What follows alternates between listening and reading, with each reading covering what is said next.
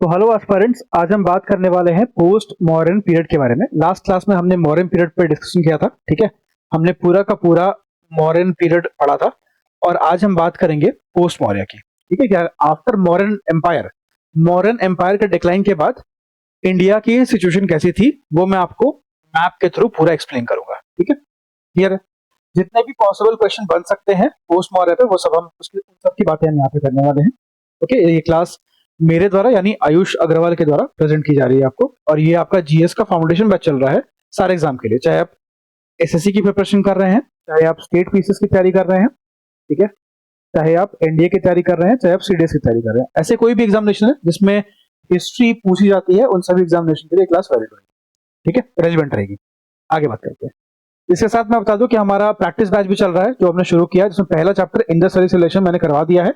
इसमें आपको all total 125 questions मिलेंगे जो कि लास्ट 30 साल के पीवाईक्यू है और उसमें कुछ नए क्वेश्चंस भी हैं, जिससे आपका थॉरोली रिवीजन हो जाएगा सारे एग्जाम के लिए, एसएससी और स्टेट पीसीएस दोनों के क्वेश्चन है उसमें, ठीक है। तो ये क्लास आप देख सकते हैं, 1-1.5 घंटे की क्लास है ये। शुरुआत करते हैं। देखिए, पहले मैं आपको टाइमलाइन समझाऊंगा कि एक्चुअली में मौर्यस की टाइमलाइन क्या थी और पोस्ट मौर्य की टाइमलाइन क्या थी, ठीक है। टाइमलाइन पहले समझते हैं। देखिए, जब हमने बात की थी मौर्यस के बारे में तो मैंने आपको बताया था कि 325 से लेकर 185 बीसी तक मौर्य का टाइम पीरियड होता है, जिसमें चंद्रगुप्त मौर्य, बिंदुसार, अशोक और बाकी लेटर किंग्स आते हैं और लास्ट में उनका डिक्लाइन होता है। जब क्या होता है, बृहद्रथ यहाँ का जो लास्ट रूलर होता है उसको उसी के commander in chief Pushyamitra Shunga मार देते हैं, हत्या कर देते हैं बेसिकली। ओके, तो पुष्यमित्र शुंग क्या करते हैं, बृहद्रथ को मारने के बाद अपनी खुद की डायनेस्टी एस्टैब्लिश करते हैं, उसको हम बोलते हैं शुंग डायनेस्टी, ठीक है। और ये शुंग डायनेस्टी उस टाइम पे एस्टैब्लिश होती है। और उसके साथ साथ मैं आपको बता दूं कि पुष्यमित्र शुंग के कंटेम्पोररी एक राइटर थे जिनका नाम था पतंजलि। पतंजलि एक राइटर हैं जिन्होंने लिखा है महाभाष्य। तो आपसे एग्जाम में क्वेश्चन ऐसे भी पूछा जा सकता है कि महाभाष्य किसने लिखा है, ठीक है। तो ये दो यहाँ पे पॉइंटर्स रखे बनते हैं। ओके, अब ये बातें तो हमने कल की थी, अब आज जो बातें करनी है वो है पोस्ट मौर्य की। पोस्ट मौर्य में इस मैप को ध्यान से देखिए, मैं आपको मैप एक एक करके समझाता हूं। पहले हम बात करेंगे रीजन वाइज, ठीक है। तो पहले हम फोकस करेंगे इस रीजन पे जो मैं अभी शेड करूंगा, ये वाला रीजन, ये पूरा बिहार का रीजन है, ठीक है। इस रीजन की बात करें, अभी ये सब भूल जाइए बाकी जो लिखा हुआ है, अभी आपको सिर्फ इस पे फोकस करना है, इस रीजन पे कि बिहार में कौन आ रहा है। तो मौर्य के खत्म होने के बाद शुंग डायनेस्टी एस्टैब्लिश होती है। ये शुंग डायनेस्टी का टाइम पीरियड जो है वो 185 बीसी से लेकर 72 बीसी तक रहता है, ठीक है। तब तक ये लोग रूल करते हैं। उसके बाद शुंग के बाद शुंग को रिप्लेस करते हैं कनव। ये जो कनव है ये शुंग को रिप्लेस करते हैं। अब आप बोलेंगे सर इसका मतलब, पढ़ने का मतलब क्या, मतलब ये है कि अभी आपसे क्वेश्चन में प्रीवियस ईयर में कनव के बारे में क्वेश्चन पूछा गया है कि आखिरकार बिहार में मगध के एरिया में शुंग डायनेस्टी को किसने रिप्लेस किया, तो वो कनव ने रिप्लेस किया। अब इसमें एक और क्वेश्चन बन सकता है कि which was the shortest dynasty to rule Magadha, कौन सी डायनेस्टी ने सबसे कम समय के लिए मगध पे रूल किया। तो उसमें भी आपका क्या आंसर बनेगा, कनव बनेगा, जिन्होंने 72 से लेकर 27 बीसी तक रूल किया। तो ये इतने क्वेश्चन आपको यहां से पूछे जा सकते हैं, ठीक।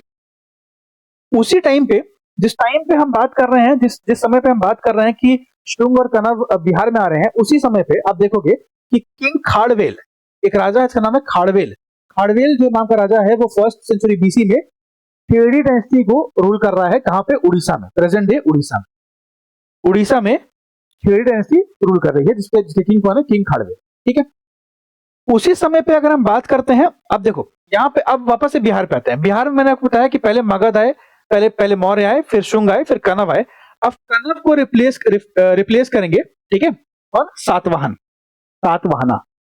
ये सातवाहन एक्चुअली में देखोगे तो कहीं ना कहीं आपको दिखेगा कि ये महाराष्ट्र के नीचे का जो एरिया है, यानी महाराष्ट्र कर्नाटका का रीजन है, वहां पे ये रूल करते थे, ठीक है। तो सातवाहन बाद में कनव को भी हराएंगे और बाद में ये बिहार के ऊपर कब्जा करने की कोशिश करते हैं, ठीक है, कनव को हरा के। तो कनव को बाद में सातवाहन रिप्लेस करेंगे। लेकिन स्टार्टिंग में सातवाहन आपको दिखेंगे कि 200 बीसी से लेकर 200 एडी तक, यानी 400 सालों का इनका पूरा रूल था। 200 बीसी से 200 एडी तक ये रूल करते हैं। इसका मतलब हम समझने की कोशिश कीजिए कि जब बिहार में शुंग डायनेस्टी रूल कर रही है, यानी कि 185 से 72 बीसी में, उसी समय पे सातवाहन कहां रूल कर रहे हैं, इस एरिया में सातवाहन रूल कर रहे हैं। लेकिन जब कनव आ जाएंगे बिहार में, फिर कनव को ये रिप्लेस करने के लिए अटैक करेंगे और 200 एडी तक ये रूल करते हैं, ठीक है। क्लियर हो रहा है यहां तक टाइम पीरियड। उसके बाद आप समझोगे, ये हो गया नॉर्थ इंडिया में। अब नॉर्थ इंडिया में ये नॉर्थ वेस्टर्न फ्रंटियर हमेशा से एक प्रॉब्लम रहा है, ठीक है। इसी टाइम पे क्या होता है आप देखोगे, जिस टाइम पे शूंग डायनेस्टी रूल कर रही है 185 बीसी में, उसी समय पे क्या होगा, नॉर्थ वेस्टर्न फ्रंटियर से फॉरेन इन्वेजन होता है, मतलब बाहरी आक्रमण होगा। उस बाहरी आक्रमण में आप देखोगे कि सबसे पहले इंडो ग्रीक आते हैं भारत में, फिर साइथियन जिनको हम शक बोलते हैं, शकास बोलते हैं, इन्हीं को हम क्या बोलते हैं, साइथियंस को ही क्या बोलते हैं, शाकास बोलते हैं। ये शाकास आएंगे, ठीक है। उसके बाद देखोगे तो पार्थियंस आएंगे और लास्ट में कुषाण आएंगे। ये क्रोनोलॉजी है। आपसे ये क्रोनोलॉजी पूछी जाती है कि फॉरेन इन्वेजन जो हुआ था उसमें क्रोनोलॉजी क्या थी, पहले कौन आया था, बाद में कौन आया था। तो आपको ध्यान होना चाहिए कि सबसे पहले इंडो ग्रीक आए थे, फिर साइथियन, फिर पार्थियन, फिर कुषाण। तो आईएसपी के इंडो ग्रीक, साइथियन, पार्थियन और कुषाण आए थे, सबसे लास्ट में कुषाण आए थे। ये भी आपसे पूछा जाता है, ठीक है। उसके बाद अगर आपसे ये पूछता है, उसके बाद ध्यान रखिएगा, एक गौतमी पुत्र सतकर्णी का नाम ध्यान रखिएगा। ये जो वो राजा है जो कि बहुत पॉपुलर था, सातवाहन का राजा था ये, गौतमी पुत्र सतकर्णी, ठीक है। और एक राजा कनिष्का है जो कुषाण का राजा था, ये बहुत फेमस है। इनके बारे में खैर मैं आगे आपको पढ़ाऊंगा, पर अभी के लिए आप कम से कम इतना स्टोरी का बैकग्राउंड जो है वो आपको पता होना चाहिए कि पोस्ट मॉडर्न पीरियड में क्या हो रहा है। एक बात और ध्यान रखिएगा कि अभी तक गुप्ताज नहीं आए हैं। गुप्ताज का जो आगमन होगा वो 3rd सेंचुरी बीसी में होगा, जो कि अभी यहाँ पे कोई बात नहीं कर रहा है, ठीक है। तो गुप्ताज अभी नहीं आए, ये सारी की सारी बातें हम कर रहे हैं गुप्ता पीरियड के पहले की।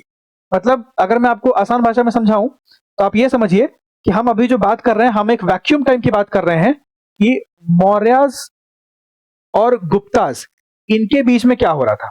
मौर्यज और गुप्ताज, मौर्यज का जाना और गुप्ताज का आना, इनके बीच का टाइम पीरियड में कौन कौन आया, कौन कौन गया, हम इस चीज के बारे में बात कर रहे हैं, ठीक है। ये बात ध्यान रखिएगा।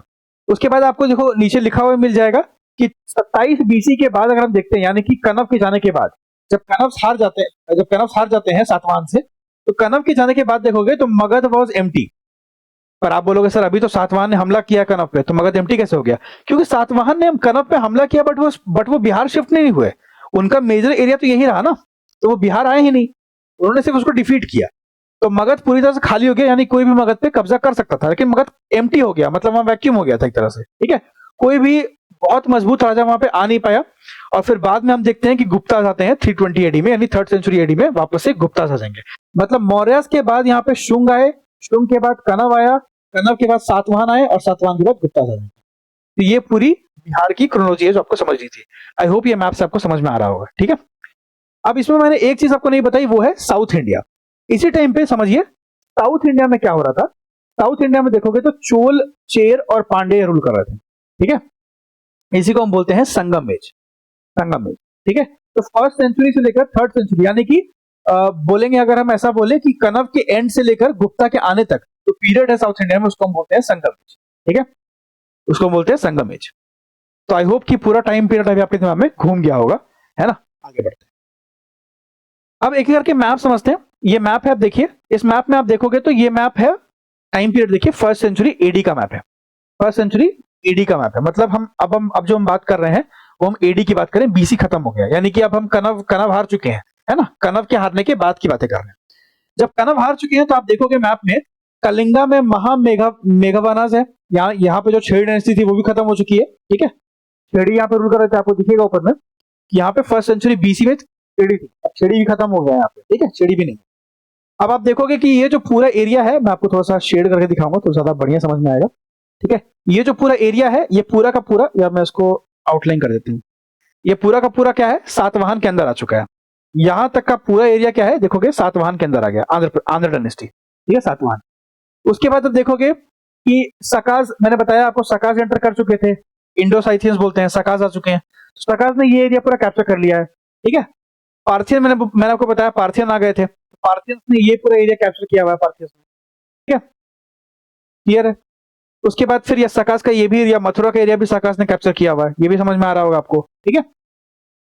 कुशान से मैंने बताया था, कुशान देखो यहाँ पर है, कनिष्का वाला, कुशान यहाँ पर रूल कर रहा है। अभी कुशान एंटर करेंगे, अभी किया नहीं है उन्होंने, ठीक है, समझ आ रहा है। और बाकी नीचे में चेरा और पांड्या रूल कर रहे हैं, यहाँ पे चोल वगैरह जो है हार जाएंगे, ठीक है, क्लियर है। अब आते हैं नीचे। अब ये मैप जो है आप देख रहे हो, ये 1st सेंचुरी एडी का मैप है।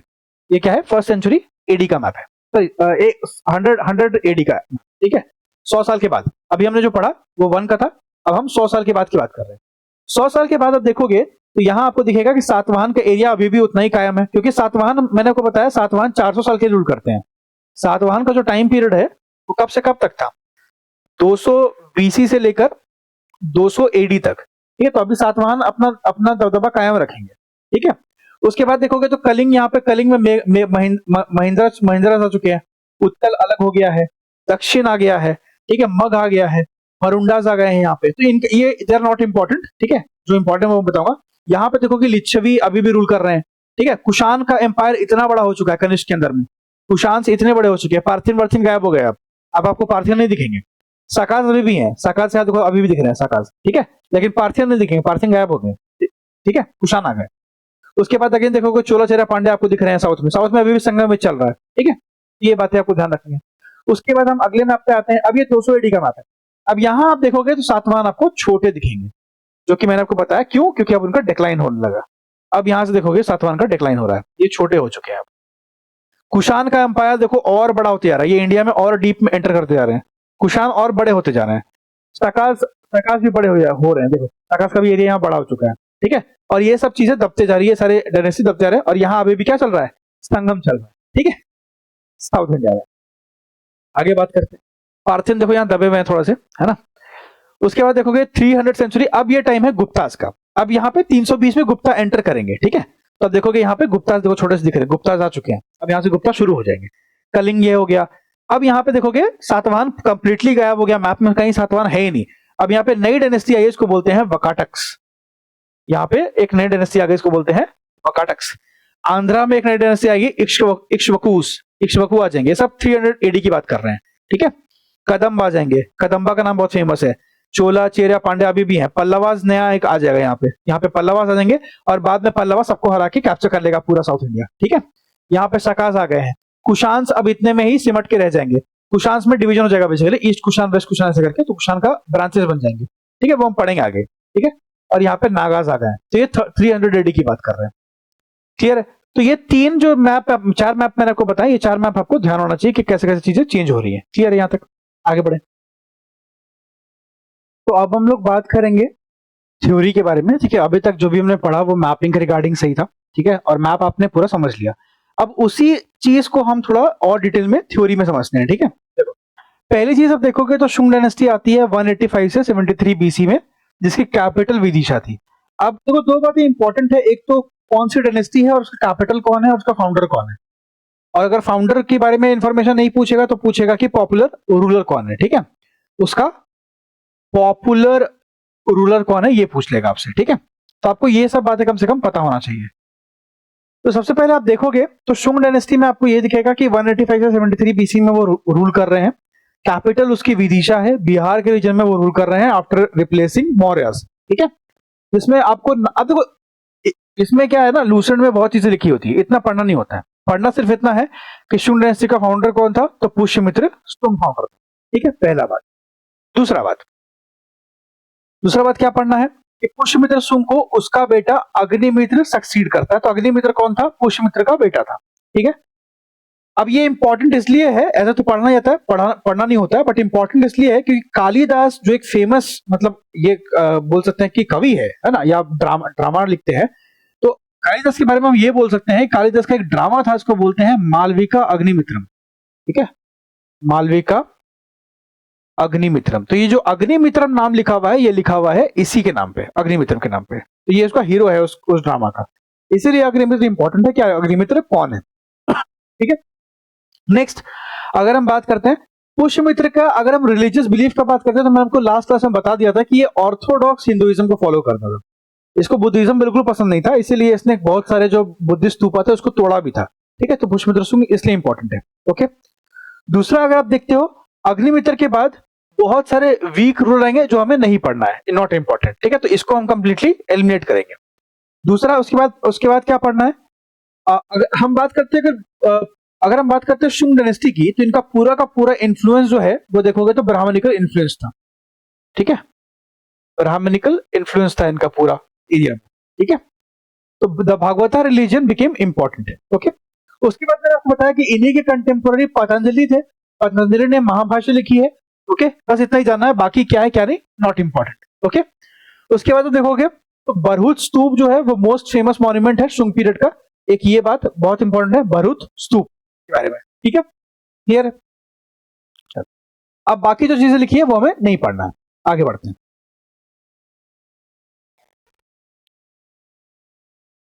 इसको सेव कर लेते हैं। हाँ, आगे बढ़ते हैं। देखो नेक्स्ट हम आते हैं कन्नव डायनेस्टी पे। अब देखो, जो कन्नव डायनेस्टी आती है तो 73 बीसी से 28 बीसी तक ये रूल करते हैं, और कन्नव की कैपिटल थी पाटलिपुत्र। ठीक है, पाटलिपुत्र यानी पटना। 73 बीसी में देवभूति जो लास्ट रूलर था शुंग डायनेस्टी का, उसका मर्डर कर देता है कौन? वासुदेव। जैसे पुष्यमित्र ने मर्डर किया था बृहद्रथ का, in the same way Vasudev जो है वो देवभूति का मिनिस्टर था, और उसने क्या किया? मर्डर कर दिया देवभूति का। ठीक है, और फिर ये अपना कन्नव डायनेस्टी को एस्टेब्लिश करता है। ये पीरियड बहुत छोटा था, और 28 बीसी में कन्नव का एंड हो जाता है। उसके बाद सातवाहन आता है, जैसा मैंने आपको मैप में एक्सप्लेन भी किया था। ठीक है, सातवाहन का रूल 60 से 225 बीसी तक होता है। सातवाहन की कैपिटल आप देखोगे तो उनका कैपिटल का नाम था प्रतिष्ठान या पैठन। ठीक है, दोनों एक ही जगह को बोलते हैं और महाराष्ट्र में है।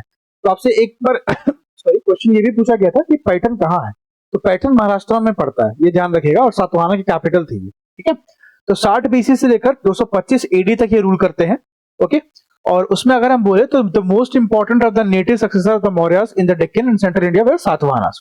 ओके, अगर हम मौर्यस के सक्सेसर की बात करते हैं तो मोस्ट इंपॉर्टेंट सातवाहना है। शुंग को भी उतना वैल्यू नहीं करते हैं, ना ही हम कन्नव को वैल्यू करते हैं, हम सातवाहन को ज्यादा वैल्यू करते हैं कि ताकतवर थे। ठीक है, सातवाहनास जो है वो आंध्रास के आइडेंटिकल माने जाते हैं, जिनको पुराणास में मेंशन किया गया। नॉट इंपॉर्टेंट, हमारे लिए इंपॉर्टेंट है इसके रूलर का नाम। तो आप देखोगे कि सातवाहना का जो फाउंडर था उसका नाम था सिमुका। ये हमारे लिए इंपॉर्टेंट है कि सिमुका कौन था। तो सिमुका जो है वो सातवाहना का फाउंडर है। ठीक है, और सतकर्णी वन जो है ये थर्ड रूलर था, जो पावर और प्रेस्टीज में कॉन्क्वेस्ट के थ्रू ग्रो करता है। Satakarni one is also important. उसके बाद आप देखोगे तो एक हला नाम का रूलर आता है, हला, जो कि सातवाहना का 17वां रूलर था, 17th रूलर था, और इसी ने एक किताब लिखी है कथा सप्तशती, जो कि बहुत इंपॉर्टेंट किताब है एग्जामिनेशन पॉइंट ऑफ व्यू से। क्योंकि देखो बहुत सालों से एक ही क्वेश्चन रिपीट होने के कारण अब एसएससी भी अपना पैटर्न चेंज कर रही है क्वेश्चन पूछने का, और बाकी स्टेट पीसेस भी अपने पैटर्न को चेंज कर रहे हैं। ठीक है, तो अब वो गिने चुनाई वही बातें नहीं आएंगी। अर्थशास्त्र किसने लिखा? चाणक्य ने। चाणक्य का दूसरा नाम क्या था? विष्णुगुप्त। ये क्वेश्चन अब नहीं पूछने वाला। ठीक है, एग्जामिनर चाहता है कि आप उसे वो आपसे ऐसे क्वेश्चन पूछे जो आपने शायद नहीं पढ़े हो। तो गाथा सप्तशती पूछ देगा तो आधा लोगों का दिमाग खराब हो जाएगा। ठीक है, तो हला जो है वो सातवाहन का रूलर है जिसने कथा सप्तशती लिखी है, जिसको हम सत्तासाई भी बोलते हैं, बट आपसे पूछेगा कथा सप्तशती क्योंकि यही नाम बहुत फेमस है। ओके, और ये प्राकृत में लिखी हुई है। ठीक है, उसके बाद गुणध्य ने वृहत कथा लिखी है प्राकृत में, जो कि कंटेम्पोररी था हला का, गुणध्य ने। ठीक है, खैर वृहत कथा याद रहे नहीं रहे कोई बात नहीं, बट यू शुड रिमेंबर कथा Saptashati because that is very important. Clear? यहां तक आपको सातवाहन के बारे में इंफॉर्मेशन समझ में आनी चाहिए। Simuka, Satakarni one, very important. आगे बढ़ते हैं। उसके बाद देखोगे तो गौतमी पुत्र सतकर्णी आएगा 106 से 130 एडी में। ओके, जिसने सातवाहन को रिवाइव किया। Okay, he was very powerful and very popular. ठीक है, बहुत पॉपुलर था ये। और गौतमी पुत्र सतकर्णी पॉपुलर का एक और रीजन था कि इसने सका को हराया था। He defeated the Sakas. अब आपको याद होगा ISPK, इंडो ग्रीक, साइथियन जिसको हम सक बोलते हैं, पार्थियन और कुषाण। तो जो साइथियन है इनको हराने वाला कौन था? गौतमी पुत्र सतकर्णी ऑफ सातवाहना। ठीक है, उसके बाद आप देखोगे तो वशिष्ठी पुत्र श्री सतकर्णी आता है, जो कि 24वां रूलर था। ओके, सातवाहन का, जिसका शादी शका सत्र रुद्रदमन से हुआ था। ओके, लेकिन आप देखोगे तो मतलब उसकी जो बेटी थी उससे हुआ था, लेकिन देखोगे तो but defeated by him twice. Okay, 2 बार ये हार चुका था। खैर ये इतनी डिटेल हमारे लिए इंपॉर्टेंट नहीं है। हमारे लिए गौतमी पुत्र सतकर्णी बहुत इंपॉर्टेंट है। ओके, जिसने शको को हराया था, ये बात आप ध्यान रखेंगे, बस इतना ध्यान रखना है। ठीक है, और एक आप नाम ध्यान रखेंगे पुलवामी 3 का। पुलवामी 3 इसलिए क्योंकि आखिरी रूलर था सातवाहन का, इसलिए इंपॉर्टेंट है। बाकी ऊपर वाला जितना भी है उसको आप छोड़ सकते हैं, कोई वहां दिक्कत वाली बात नहीं है। ठीक है, उसके बाद इंपॉर्टेंट बात यह है कि सातवाहन जब खत्म हो जाते हैं, सातवाहन को रिप्लेस करने वाले कौन थे? इक्ष्वाकुस थे। ठीक है, अब इक्ष्वाकु आपको शायद अगर ध्यान हो कि मैंने आपको मैप में क्लास के स्टार्टिंग में पढ़ाया था, मैं फिर से दिखाता हूं। ठीक है, तो यहां आप देखोगे तो आपको इक्ष्वाकु दिखेंगे। ओके, इस मैप में देखो, यहां पे आपको दिखेगा ये इक्ष्वाकु है, ये वाले। ठीक है, ये वाले पॉइंट। ठीक है, ये वाला ये इक्ष्वाकु है। तो यही बाद में क्या करेंगे? सातवाहन को रिप्लेस कर देंगे, हटा देंगे उनको। क्लियर है यहां तक बात? ओके, 3rd सेंचुरी एडी में। क्लियर? अब सातवाहन के बारे में और क्या एग्जामिनेशन में पूछा सकता है, हम उस पर थोड़ा फोकस करते हैं। ठीक है, आप देखोगे तो donating land with physical and administrative immunity to Brahmins and Buddhist monk ठीक है, मतलब लैंड ग्रांट की अगर हम बात करते हैं तो ये सातवाहन ने शुरुआत की थी। जब हम ये बोलते हैं कि लैंड ग्रांट की शुरुआत, ठीक है, जब हम ये बोलते हैं कि लैंड ग्रांट की शुरुआत किसने की, तो हम नाम लेते हैं किसका, सातवाहन का। ठीक है, क्योंकि आप देखोगे कि ये लोग ने लैंड ग्रांट शुरू किया था कि डोनेट कर रहे हैं लैंड को, किसको, ब्राह्मण्स को और बुद्धिस्ट मॉन्क्स को। Okay, which eventually weekend there authority, जिस कारण क्या हुआ, उनकी अथॉरिटी वीक हो गई। ठीक है, समझ में आ रहा। उसके बाद आप देखोगे तो सातवाहन के अंदर में बहुत सारे वर्शिप हॉल यानी चैत्य बनाए गए, बहुत सारी मोनेस्ट्री विहार बनाए गए। Okay, north western Deccan Maharashtra में। फेमस एग्जांपल नासिक में मिलेगा, कन्हेरी में और करले में मिलता है। अगेन नॉट इंपॉर्टेंट, ये हमारे लिए कोई काम का नहीं है। जो काम का है वो ये है कि लैंड ग्रांट की शुरुआत सातवाहन ने की थी। ठीक है, क्लियर है। उसके बाद आप देखोगे तो ऑफिशियल लैंग्वेज जो थी इनकी प्राकृत थी, ये भी बात इंपॉर्टेंट नहीं है। ओके, सातवाहन के कॉइन्स थे मेनली कॉपर के, ब्रॉन्ज के और प्लेटिनम के, ये भी बात इंपॉर्टेंट हमारे लिए नहीं। ठीक है, बस आपको नाम ध्यान रखना है कि किसने शुरुआत की थी सातवाहन की, तो वो था Simuka. Satakarni one third ruler था। हाला एक बहुत इंपॉर्टेंट रूलर है जिसने गाथा सप्तशती लिखी है। और गौतमीपुत्र सतकर्णी कौन था, ये बातें आपको पता होना चाहिए। ठीक है, अब हम आते हैं छेड़ी डायनेस्टी जो कि कलिंगा में था। और आपको ध्यान होगा कि मैप में मैंने आपको बताया था कि यहाँ पर जो उड़ीसा का एरिया है यहाँ पर छेड़ी रूल कर रहे थे। ठीक है, तो ये जो छेड़ी है आप देखोगे तो history of Kalinga after death of Ashok, जब अशोक की डेथ हो जाती है, is shrouded in obscurity. Okay, एक नई डायनेस्टी यहाँ पे आती है, इसको हम बोलते हैं छेड़ी डायनेस्टी, जो कि फर्स्ट सेंचुरी बीसी में बहुत ज्यादा राइज करती है। ओके, इसके जो फेमस किंग है वो कौन थे, किंग खाड़वेल, जो कि थर्ड रूलर थे इस डायनेस्टी के। किंग खाड़वेल ही इंपॉर्टेंट है। और छेड़ी डायनेस्टी के रिगार्डिंग एक और बात बहुत पूछी जाती है, वो है हाथी गुम्पा इंस्क्रिप्शन। हाथी गुम्पा इंस्क्रिप्शन जो कि भुवनेश्वर के पास में पड़ता है। ठीक है, उसके बाद ध्यान रखिएगा कि खाड़वेल जो किंग था दोस्त, वो जैनिज्म का फॉलोअर था। ओके, ये जैन मॉन्क्स को पैट्रोनेज प्रोवाइड करता था। ओके, और ये जैना का फॉलोअर था। इसके लिए उन्होंने केव में रेसिडेंस भी बनाया था, कहां पे, उदयगिरी हिल, जो कि भुवनेश्वर उड़ीसा में पड़ता है। तो आपसे क्वेश्चन में पूछता है कि हाथी गुम्पा इंस्क्रिप्शन कहां है, हाथी गुम्पा इंस्क्रिप्शन किस डायनेस्टी से रिलेटेड है। उसके बाद क्वेश्चन पूछता है कि उदयगिरी हिल्स कहां पे है, उदयगिरी हिल्स को किसने बनवाया। ठीक है, किंग खाड़वेला किस रिलीजन को फॉलो करते थे। ये सारी बातें, ये सारी जो क्वेश्चन है वो इस टॉपिक से, इस पर्टिकुलर टॉपिक से बनता है। ठीक है, आई होप यहां तक आपको क्लियर होगा। अब आते हैं फॉरेन सक्सेसर पे, जो हमने पढ़ा इंडो ग्रीक आए थे। तो सबसे पहले सेकेंड सेंचुरी बीसी में इंडो ग्रीक्स एंटर करते हैं। इंडो ग्रीक्स को हम लोग बैक्टीरियन ग्रीक्स भी बोलते हैं, नाम ध्यान रखिएगा।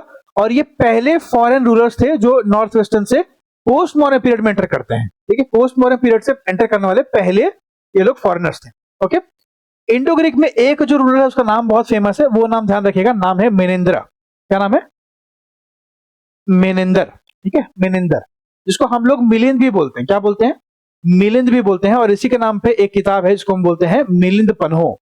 ठीक है, मिलिंद पन्हो। मिलिंद पन्हो एक्चुअली में क्या है, इसमें हो रहा था क्या कि मिलिंद, जो किंग मिलिंद है या मिलिंदर है, इनकी बातें हो रही थी किससे, नागसेन से। नागसेन से इनकी बातें हो रही थी। जो भी कॉन्वर्सेशन हुआ उस कॉन्वर्सेशन को इस किताब में रिकॉर्ड किया गया है, यही मिलिंद पन्हो, ये आपको ध्यान रखना है। ठीक है, और बुद्धिज्म की बातें हो रही थी यहाँ पे। नागासेन जो है, नागासेन नागार्जुना जो है, वो एक्सप्लेन कर रहे थे बुद्धिज्म के बारे में, मिलिंद के क्वेश्चंस का आंसर कर रहे थे, वही चीजें इस किताब में लिखी गई है। उसके बाद इंडो ग्रीक के बारे में सबसे इंपॉर्टेंट बात यह है कि इंडो ग्रीक पहले थे जिन्होंने गोल्ड कॉइन को इशू किया था। इनके पहले किसी ने भी गोल्ड कॉइन्स को इशू नहीं किया है, ध्यान रखिएगा। Indo Greeks were the first to issue gold coins. ये क्वेश्चन पूछा गया है, इसलिए इंपॉर्टेंट है। ओके, क्लियर है। उसके बाद large number of coins issue किया गया था इंडो ग्रीक के द्वारा, ये भी इंपॉर्टेंट है, ध्यान रखिएगा। ओके, आगे बढ़ते हैं। नेक्स्ट हम बात करेंगे शकों की, जिनको हम साइथियन भी बोलते हैं। इन्होंने इंडो ग्रीस को रिप्लेस किया इंडिया में। भारत में इंडो ग्रीस को हटाने का काम शाका करते हैं, शकास करते हैं। शकास की एक्चुअली में देखेंगे तो 5 ब्रांचेस हुआ करती थी, है ना, अलग अलग 5 ब्रांचेस में डिवाइड हो गए थे। ओके, और अब देखोगे तो the most famous Shaka ruler जो था वो कौन था, उसका नाम था रुद्रदामन, 130 एडी से 150 एडी में, रुद्रदामन। ठीक है, क्लियर है। और ये वही रुद्रदामन है जिसने सुदर्शन लेक को रिपेयर किया था, मैंने आपको लास्ट क्लास में पढ़ाया भी था, है ना, ये बात ध्यान रखिएगा। क्लियर। और जितने भी ये जो मतलब रुद्रदामन है, is famous not only for इस मिलिट्री कॉन्क्वेस्ट। बेसिकली जितना भी मिलिट्री कॉन्क्वेस्ट था शका का, वो सातवाहन के अगेंस्ट में था। जो मैंने आपको बताया कि सातवाहना का गौतमीपुत्र सत्यकर्णी शका को हरा देता है, तो जाहिर सी बात है कि इन दोनों की लड़ाई चल रही होगी, है ना। तो रुद्रदामन जो है लड़ाई करता है सातवाहन से मोस्टली, लेकिन कुछ कुछ पब्लिक वर्क भी वो करता है, और उसने संस्कृत को पैट्रोनेज भी प्रोवाइड किया था। ये बातें ध्यान रखिएगा। ठीक है, सका में अगर हम बात करते हैं तो कुछ इंपॉर्टेंट रूलर कौन कौन से थे? नहापना, ऊष्वादेव, घामतिका या चष्तना। अगेन नॉट इंपॉर्टेंट, नहीं याद करना है, बस इंफॉर्मेशन के लिए ध्यान रखिएगा, ठीक है। कभी दिमाग में ध्यान से क्वेश्चन में आ जाए तो आपको ध्यान होना चाहिए कि सका के रूलर है, याद नहीं करना है, क्वेश्चन नहीं पूछेगा यहाँ से, ठीक है। ओके, उसके बाद देखते हैं तो 58 बीसी में एक किंग थे उज्जैन के, ओके, जिनका नाम था विक्रमादित्य। ये विक्रमादित्य अलग है, एक विक्रमादित्य आपको गुप्ता पीरियड में मिलेगा, वो अलग रहेंगे। Gupta period 3rd century AD में आएगा, ठीक है, वो अलग है, ये अलग है। तो जिन्होंने पढ़ लिया है पहले से वो कंफ्यूज ना करें, ये विक्रमादित्य अलग है, ठीक है। 58 बीसी की बात हो रही है। तो Vikramaditya is suppose to have fought effectively against Sakas and era called Vikram Samvat. ये शुरू हुआ। अब आपसे क्वेश्चन पूछता है दो चीजें कि विक्रम संवत की शुरुआत कब हुई थी? तो विक्रम शुरुआत की संवत होती है 58 बीसी से, 58 बीसी से, ठीक है, क्लियर है। आगे बढ़ते हैं। नेक्स्ट आप देखोगे तो आते हैं पार्थियंस। तो पार्थियंस जो है वो थर्ड थे, जो थर्ड फॉरेनर थे जो एंटर करते हैं इंडिया में। पार्थियंस को ही हम लोग क्या बोलते हैं? पालवाज भी बोलते हैं, जो ईरान में रहते थे, ओके। इन्होंने इंडिया में शका को रिप्लेस किया और एक छोटा एरिया ये कंट्रोल करते हैं शकास के बाद, ओके। जितना बड़ा एरिया शकास ने कंट्रोल किया था उससे बहुत छोटा एरिया ये कंट्रोल करते हैं इंडिया में। और मोस्ट फेमस पार्थियन किंग कौन था? गोंडा फेरनस, ओके, जिनका रेन सेंट थॉमस बोलते हैं have come to India for the propagation of Christianity. लेकिन इनके बारे में क्वेश्चन आज तक कभी पूछा नहीं गया, पार्थियन से कभी क्वेश्चन नहीं आया, ठीक है। लेकिन फिर भी एक नाम गोंडा फेरनस ध्यान रखिएगा पार्थियन से। अगेन तो अब हम बात करेंगे कुशानास की, ठीक है। तो 1st सेंचुरी एडी से 3rd सेंचुरी एडी में कुशान आते हैं, और कुशान जो है वो लास्ट फॉरेनर होंगे, मतलब पोस्ट मॉडर्न में जो आएंगे, एंटर करेंगे, ठीक है। कुशान जो है देखोगे तो 5 यूची क्लैंस में से एक है, जो कि सेंट्रल एशिया के क्लैन है, उसमें से एक जो है उनको हम कुशान बोलते हैं। ये बात आपको थोड़ा ध्यान रखना पड़ेगा, ठीक है। और पहली कुशान डायनेस्टी जो फाउंड की गई थी वो कुजुल कटफाइसिस के द्वारा फाउंड की गई थी, जिसको हम कटफाइसिस 1 बोलते हैं, बट ज्यादा फेमस जो है वो कुजुल कटफाइसिस है, ठीक है। तो एक नाम आप ध्यान रखिएगा, कुजुल कटफाइसिस। और सेकंड जो इसका राजा है कटफाइसिस 2, जिसको हम बीमा कटफाइसिस बोलते हैं, इसने गोल्ड कॉइन्स को इशू किया था। देखिए अगर हम यहाँ पे थोड़ा सा मैं आपको ना कंपैरेटिव स्टडी कराऊंगा तो आप समझोगे, ठीक है, कि पहली बार अगर हम बोलते हैं कि फर्स्ट टाइम गोल्ड कॉइन किसने इशू किया, तो उस टाइम पे हम बोलते हैं कि वो इंडो ग्रीक्स थे, ठीक है। लेकिन जब हम कुशान की बात करते हैं, ठीक है, जब हम कुशान की बात करते हैं कि कुशान ने भी जब गोल्ड कॉइन इशू किए तो डिफरेंस क्या था? डिफरेंस एक यहाँ पे डिफरेंस आता है कि कुशान का जो गोल्ड कॉइन था वो क्या था? प्योरेस्ट फॉर्म था, प्योरेस्ट गोल्ड कॉइन्स, है ना। प्योरेस्ट अगर आपसे कोई पूछता है कि पहली बार कौन किया, तो आप बोलोगे इंडो ग्रीक करते हैं। लेकिन अगर आपसे कोई क्वेश्चन में ये पूछता है कि प्योरेस्ट गोल्ड कॉइन्स किसने इशू किए, तो आप बोलोगे कुशान ने इशू किए, ठीक है। ये बातें थोड़ी ध्यान रखनी पड़ेंगी। उसके बाद हम बात करते हैं कि सेकंड जो कुशान डायनेस्टी थी उसको कनिष्का ने फाउंड किया था, जो मैंने आपको ऊपर मैप में पढ़ाया था कि कनिष्का एक बहुत ही पॉपुलर रूलर है कुशान के, ठीक है। तो ये जो किंग है इसने एक्सटेंड किया कुशान पावर को अपर इंडिया में, और इसका जो कैपिटल था वो पेशावर था या और मथुरा था। इंडिया में मथुरा और बाहर में पेशावर इसकी कैपिटल हुआ करती थी। ये बातें आपको पता होना चाहिए, ठीक है। कनिष्का के रूल के बारे में इंपॉर्टेंट बात यह है कि 78 एडी से लेकर 101 एडी तक कनिष्का रूल करते हैं, और इन्हीं को हम लोग क्या बोलते हैं? इन्हीं को हम लोग सेकंड अशोक भी बोलते हैं, इसीलिए कनिष्का बहुत फेमस है। सेकंड अशोक किसको बोलते हैं? कनिष्का को बोलते हैं। कनिष्का कौन था? कुशान का रूलर था, जिसने सेकंड कुशान डायनेस्टी को स्टैब्लिश किया था। और जैसे हमने ऊपर पढ़ा कि एक विक्रम संवत का मतलब क्या होता है? कैलेंडर होता है, ठीक है, कैलेंडर। तो जैसे हमने पढ़ा कि विक्रम संवत शुरू हुआ था 58 बीसी में, ठीक है। किसने शुरू किया था? विक्रमादित्य ने शुरू किया था। इन द सेम वे आप देखोगे तो कनिष्का यहाँ पे क्या करेगा? कनिष्क यहाँ पे शुरू करेगा साका ईरा में एक नया संवत, जिसको हम बोलते हैं बेसिकली साका ईरा शुरू करेगा, ओके, जिसको आज गवर्नमेंट ऑफ इंडिया यूज करती है। तो ये 78 एडी में शुरू हो रहा है। कनिष्का के द्वारा जो शुरू किया जाएगा संवत, वो बेसिकली इसको हम साक संवत बोलते हैं, साका ईरा बोलते हैं। उसको गवर्नमेंट ऑफ इंडिया भी यूज करती है। 78 एडी में शुरू किया था, ठीक है, क्लियर। अब यहाँ पे एक और क्वेश्चन आपके दिमाग में आएगा, जैसे कि कनिष्का कौन से रिलीजन को फॉलो करता था? तो ये महायान बुद्धिज्म को फॉलो करता था। अब जिनको नहीं पता है कि महायान बुद्धिज्म क्या होता है, वो मेरी जैनिज्म बुद्धिज्म वाली वीडियो देख ले, ठीक है, जो मैंने क्लास कराई है थ्योरी वाली जैनिज्म और बुद्धिज्म की, वो क्लास देख ली। उसमें मैंने आपको समझाया कि महायान और हीनयान में क्या फर्क होता है, ठीक है। तो ये महायान बुद्धिज्म को फॉलो करता है, क्लियर बात है, ठीक है। और लास्ट ग्रेट कुषाण रूलर था वासुदेव वन। इसका नाम ध्यान रखिएगा कि लास्ट ग्रेट कुषाण रूलर कौन था, वासुदेव वन था। ओके, कुषाणों ने आप देखोगे तो सिल्क रूट को कंट्रोल किया था जो चाइना से शुरू होता है, और इसीलिए इनको काफी ज्यादा इनकम भी होती थी, क्योंकि अगर आप सपोज करो ये रूट मेरे कंट्रोल में है और आपका घर यहाँ पे है ए में और आपको बी की तरफ जाना है, और सपोज करो मैं सी हूँ, ठीक है, तो ये पूरा एरिया मेरा हो गया, तो आपको यहाँ से जाना है तो आपको मुझे टैक्स देना पड़ेगा। इस टैक्सेशन से इनको बहुत कमाई होती थी, ये बात भी आप ध्यान रखेंगे, ठीक है। और कुषाण पहले रूलर थे इंडिया में जिन्होंने गोल्ड कॉइन इशू किया वाइड स्केल पे, बहुत ज्यादा मात्रा में इन्होंने गोल्ड कॉइन जो है इशू किया था पहली बार, ठीक है। और रॉयल कोर्ट ऑफ कनिष्क की बात करते हैं तो होस्ट ऑफ स्कॉलर फ्रॉम पैट्रिज, बेसिकली कनिष्का के कोर्ट में कौन कौन से स्कॉलर्स रखते थे ये बोला गया है। तो इसमें देखोगे परसवा है, वासुमित्र है, वासुमित्र बहुत इंपॉर्टेंट है, अशुघोष बहुत इंपॉर्टेंट है, नागार्जुना बहुत इंपॉर्टेंट है, चरक बहुत इंपॉर्टेंट है। चरक बेसिकली डॉक्टर मेडिसिन के बारे में बात करेंगे, चरक संहिता उन्होंने लिखी थी, ठीक है, मेडिसिन के बारे में बात करते हैं। और माथरा बहुत इंपॉर्टेंट है। तो ये सारे के सारे जो देखोगे सारे के सारे कनिष्का के टाइम पे है। तो आपसे एक क्वेश्चन ये पूछ सकता है कि नागार्जुना जो है, नागार्जुना किसके कंटेम्पोररी है, जिसको हम हिंदी में क्या बोलते हैं, हम हिंदी में बोलते हैं कि किसके समकालीन है, ठीक है, किसके समकालीन है या कंटेम्पोररी है। तो आपको वहां पे आपको चूज करना पड़ेगा कि कनिष्का के टाइम पीरियड में जो भी लोग एग्जिस्ट कर रहे थे ये उन्हीं के समकालीन होंगे, ठीक है। अब हम बात करते हैं पोस्ट मॉडर्न में। जब यहाँ पे क्या होता है, 3 स्कूल ऑफ स्कल्पचर बनते हैं जो आपको पढ़ना होता है, इंपॉर्टेंट है आपके लिए, ठीक है। स्कल्पचर बनते हैं, जैसे अमरावती स्कूल एक बनता है, एक गांधार स्कूल बनता है और एक मथुरा स्कूल बनता है। मतलब स्कूल ऑफ स्कल्पचर का मतलब है कि अलग अलग स्टाइल के स्कल्पचर ये तीनों स्कूल में बनाए जाते थे। स्कूल का मतलब क्या है ना कि स्टाइल होता है, ठीक है। तो एक अमरावती का स्टाइल हो गया, एक गांधार का स्टाइल हो गया, एक मथुरा का स्टाइल हो गया। तो अलग अलग स्टाइल होते थे इनके, कुछ डिफरेंस होता था। अमरावती स्कूल जो है वो 150 से 400 एडी तक एग्जिस्ट करता है। सातवाहन ने बनाया था, ध्यान रखिएगा किसने बनाया ये भी इंपॉर्टेंट है। तो अमरावती को देखोगे तो सातवाहन ने बनाया था, ओके। गांधार स्कूल को आप देखोगे तो 50 बीसी से लेकर 5 सेंचुरी एडी तक सका ने बनाया था, कुषाण ने बनाया, इन दोनों ने इसको कैरी फॉरवर्ड किया गांधार को, ठीक है। और मथुरा स्कूल को भी सका और कुषाण ने ही मिलकर बनाया था, ठीक है। मेनली आप देखोगे तो गांधार और मथुरा में थोड़ा बहुत डिफरेंस आता है, मेजर डिफरेंस आता है। तो इंपॉर्टेंट गांधार और मथुरा ज्यादा है अमरावती से, ओके। चलिए, ग्रीक स्कल्पचर का जो इन्फ्लुएंस है वो आपको दिखेगा गांधार स्कूल में, और मथुरा स्कूल जो है वो उसको हम बोलते हैं कि वो इंडिजिनस फॉर्म। मतलब अगर हम बात करते हैं कि प्योरली इंडियन, अगर हम पूछे कि प्योरली इंडियन कौन सा है तो हम बोलेंगे कि मथुरा वाला जो है वो प्योरली इंडियन है, इंडिजिनस है इंडिया का, ठीक है। लेकिन अगर हम बोलते हैं कि किसमें ग्रीक, आपको ग्रीक थोड़ा इन्फ्लुएंस मिलेगा, वो गांधार वाला है, ओके, क्लियर है यहाँ तक।